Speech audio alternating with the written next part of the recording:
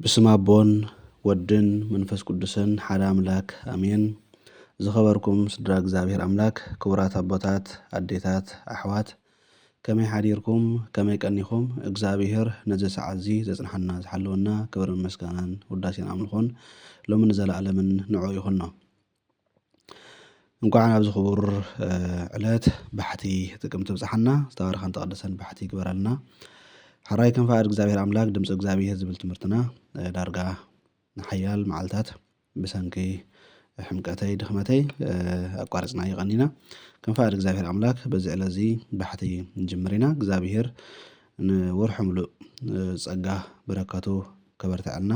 ቅዱስ ፈቃዱ ይሁን እዛ ወርሒ እዚኣ ዝኣክል ዓስቢ ዝኣክል ሓይሊ ጸጋ መንፈስ ቅዱስ يفسسلنا لما عنت نريو بحاجتኛታት አይጥቅና ኩሉ ግዜ በፍርሃት እግዚአብሔር ተመላለስ ዝብል ክኸውን እዩ ኣብ ምሳሌ ምዕራፍ 23 ፍቅዲ 17 ከምዚ ዝብል ተጻሒፍልና ኣሎ ብርግጽ ዓስብ ኣሎ ትጽቢትካ ከዓ ኮንቱ ኣይክኸውንን እሞ ልብኻ ኩሉ መዓልቲ ፍርሃት እግዚአብሔር ይሃልዎ እምበር በሓጢአተኛታት ኣይትቅና ይብለና እግዚአብሔር ስለትህያው ቃሉ ዝኸበረን ዝተመስገነን ይሁን እምበሪ ኣብዚ ንነብረሉ ዘለና ህይወት ምድራዊ ዓስቢ ኣሎ ሰማያዊ ዓስቢ ኣሎ ክልተ ዓይነት ዓስቢ ኣለና ሓደ ትንብሎ ዘለና ምድራዊ ዓስቢ ካልኣይ ከዓ ሰማያዊ ዓስቢ ማለት እዩ ዓስቢ ዋላ ምድራዊ ይኹን ከም ወርሓዊ ደሞዝ ንኽንረኽቦ ዋጋ ይሓትት እዩ ምድራዊ ዓስቢ ዋንሲ ኣዚ ዋጋ ይሓተና ወርሓዊ ደሞዝካ ንኽትረክብ እጂ ክንደይ ሃለኽለኽ ትብል ብውሕዱ ወርሒ ሙሉእ ናብ ስራሕ ክትመላለስ ሓላፊኻ ዝኣዘዘካ ክትገብር ካልእ ክትገብሮ እትደልዮ ማለት ከም ድቃስን ምዝንጋዕን ሰዊእካ ኢኻ ትሰርሕ ማለት እዩ ዝኾነ ካልእ ስራሕ እንተ ኾነ እውን ከም ንግዲ ዝኣመሰለ ዝገደደ ኣንጊኻ ምትሳእ ምስኡ ዝመጽእ ቁርና ሰሓይታን ምጽጋብ ኣሎ ኣብ ስፖርት እንተዳርኢና ኣብ ስፖርት እንተዳ መጺና ጎየይቲ ነቲ ከም ዕላማ ወይ ራእይ ዝሓዝዎ ንምውቃዕ ንኣብነት ናይ ማራቶን ሻምፒዮን ንምዃን ወይ ሪከርድ ንምስባር እንተኮይኑ እቲ ራእዮም ወይ ካቲ ዕላማኦም ነዚ ነገር እዚ ንምጭባጥ ንልዕሊ 20 ዓመታት ርእሶም ገቲኦም ካብ ብዙሕ ጎዳእን ኣወላፊ ነገራትን እዮም ዝፍለዩ በዚ ከይተሓጽሩ ብቁርና ሰሓይታን ዘየቋርጽ ልምምድ ምስ ገበሩ ብዙሕ ደኺሞም ተሳዒሮም ተስፋ ቆሪጾም ነይሮም ከም ብሓድሽ ተንሲኦም ኣብ ዕላማኦም ስለ ዝጸንዑ እዮም ኣብ መወዳእታ ኣብ ዓለም ኣኽሊል ዓወት ክቕበሉ ንሪኦም ዘለና ማለት እዩ ስለዚ ሓደ በዓል ሞያ ዶክተር ይኹን ኢንጂነር ካብ ቁልዕነቱ ኣትሒዙ ብዙሕ ፀወታን ምዝነጋዕን ማሕበራዊ ናብራን ገዲፉ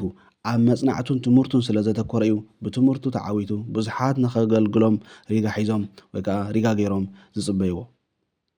እምበኣር ኣብ መንፈሳዊ ህይወት ከዓ ዘለኣለማዊ ዓስቢ ዘይሓልፍን ዘይረክስን ዘይጽምሉን ብሉጽ ናይ ዘለኣለም ሙሉእ ረዚን ክብሪ ተዳሊልና ኣሎ ከምቲ ጴጥሮስ ቀዳማይ ጴጥሮስ ምዕራፍ 1 ፍቅዲ 3 ካልኣይ ቆሮንቶስ ምዕራፍ 4 16 ተጻሒፍልና ኣሎ ነዚ ንምርካብ እምበኣር ነዚ ንምርካብ ከቢድ ዝኾነ ዋጋ እዩ ዝሓትት መንግስቲ ኣምላኽ ኣብ ምድሪ ከም ድላይካ እናተመላለስካ ኣይትእቶን እያ ኣይትርከብን እያ ከምቲ ተቐዳዳማይ ርእሱ ከይገትዐ ከም ድላዩ እናነበረ ናብ ዓወት ክበጽሕ ዘይክእል ሓደ ብክርስቶስ ዝኣመነ ሰብ ከዓ ካብ ሓጢኣት ካብ ንኣምላኽ ዘይኽብር ዘበለ ርእሱ ገቲኡ እናተመላለሰ ብዙሕ መስዋዕቲ እናኸፈለ እዩ ናብቲ ዓስቢ ዓወት ክበጽሕ ዝኽእል ማለት እዩ ነዚ ኩሉ ዝጠቐስናዮ ምድራውን መንፈሳውን ዓስብታት ወይ ከዓ ዓወታት ንምርካብ ትዕግስቲ የድልዮ እዩ ብዘይ ትዕግስቲ ናብ ሓደ ክብሪ ዘለዎ ዓወት ክትበጽሕ ፈጺምካ ኣይትኽእልን ኢኻ ምክንያቱ ክቡር ነገር ናይ ሓደ መዓልቲ ወይ ውሑድ መዓልታት ጻዕራ ኣይኮነን ዝሓተካ ኣብ ነዊሕ ጉዕዞ ኣብቲ ነዊሕ ጉዕዞ ጻዕሪ ምልምማድ ብዙሕ ድኻምን ውድቀትን ተስፋ ምቁራፅን ምሕላልን ኣለዎ ካብዚ ተንሲኻ ብምኻድ ድማ ንባዕሉ እንታይ እዩ ትዕግስቲ ይሓትት ማለት እዩ ስለዚ ኣሕዋተይ ምናልባት ሓጢአተኛታት ብዘይ ጻዕሪ ብሓጢአት ብሓሶት ብስርቂ ምትላል ገይሮም ግዝያዊ ዓወት ሃፍቲ ዝና ይረኽቡ ይኾኑ እዮም ብመሰረቱ ኣምላኽ ምቕናዕ ዝበሃል ፈጺሙ ዘይፈቱ እኳ እንተኾነ ግን ከዓ ብሓጢአተኛታት ተዓዊቶም ኢልካ ምቕናዕ ግን ዝበኣሰ እዩ ካብ ሰብ ማለት ከም ሰብ ካብ ቁፅፅርካ ወፃኢ ቅንዕ ከጋጥመካ ይኽእል እዩ ኣሳፍ ረሃዋ ረሲኣን ምስ ረኣየ ንደፋራት ቀኒኢሎም እዩ መወዳእቶኦም ከስተብህል ምስ ጀመረ ግን ጥፍኣት ምዃኑ ኣሰብዒሉ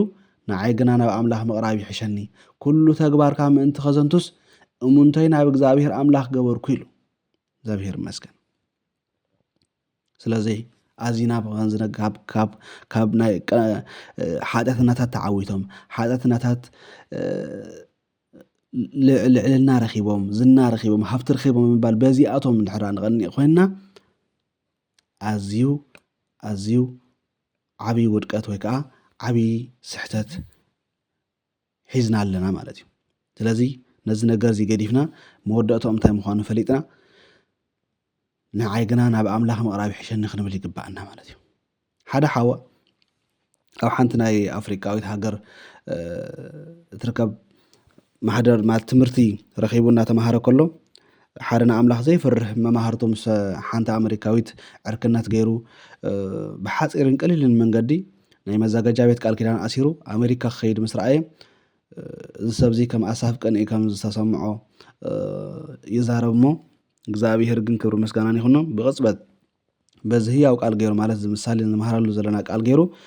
ዝበለፀ ዓስቢ ይፅበዮ ከም ዘሎ ብምዝኽኻር ብሓጢአተኛታት ቀንዕ ከም ዘይብሉ በቲ ሒዝዎ ዘሎ መንገዲ ብፍርሃት ኣምላኽ መንገዱ ክቕፅል ከም ዘለዎ ኣዘኻኽሮን ወይ ከዓ ተሓሳሰብን እሞ እቲ ሓው ድማ ብንስሓ ንነፍሱ ካብ ቅንኢ ኣንጽዩ መንገዱ ብፍርሃት ኣምላኽ ከም ዝቐፀለ ይምስክር ማለት እዩ ስለዚ እምበኣር ክብሪ ሓው ወይ ክብርቲ ሓፍ ኣብ ከባቢኻ ዘለዉ ንኣምላኽ ዘይፈርሁ ብሓጢአት ገይሮም ዝኾነ ንሳቶም ዓወት ዝብልዎ ነገር ክረኽቡ ከለዉ ንልብኻ ካብ ቅንኢ ሓልዎ ከየስተውዓልካሉ ከምኡ እንተ ኣጋጢምካ እውን ትፅቢትካ ኾንቱ ከም ዝኾነ መወዳድርቲ ዘይርከቡ ዓስቢ ይፅበየካ ከም ዘሎ ብምሕሳብ ጉዕዝኻ ብፍርሃት እግዚኣብሔር ካብ ሓጢአት ብጸጋ ኣምላኽ መርሓቕ የድልየካ ማለት እዩ እግዚኣብሔር ነዚ ክንገብር ብጸጉሑ ክድግፈና ቅዱስ ፈቃዲ ይኹን ናይ ለማዓንቲ ዝጽናዕ ጥቕሲ ካልኣይ ጢሞቴዎስ 4 ካብ 7-8 ዘላህል ቃል ክኸውን እዩ ሰናይ ገድሊ ተጋዲለ እቲ ጉያ ወዲኤ ነታ እምነት ሓልየ ደጊምሲ ጎይታይ ንሱ እቲ ጻድቕ ፈራዲ በታ መዓልቲ እቲያ ዝህበኒ ኣኽሊል ጽድቂ ተነቢርለይ ኣሎ እዚ ግና ነቶም ምግሃዱ ዘፍቅሩ ኩላቶም ድማ እዩ እምበር ንዓይ ጥራይ ኣይኮነን እግዚአብሔር ስለያቀሉ ተኸበረን ተመስገነን ይኹን እግዚአብሔር ጎይታይ ኢየሱስ ክርስቶስ ነቶም ጽበዩኻን ነቶም ብፍርሃትካ ዝማላለሱ ባሮትካ ክቡር ዓስቢ ስለ ዘዳልኸልና ኣመስግነካ ኣለኹ ኣብዚ ምድሪ በዞም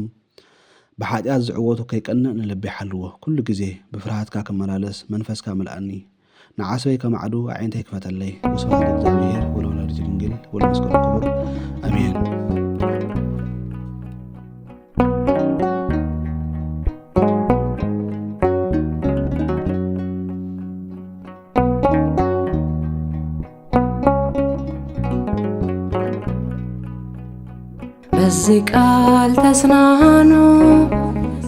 በዚህ ቃል ተጽናኑ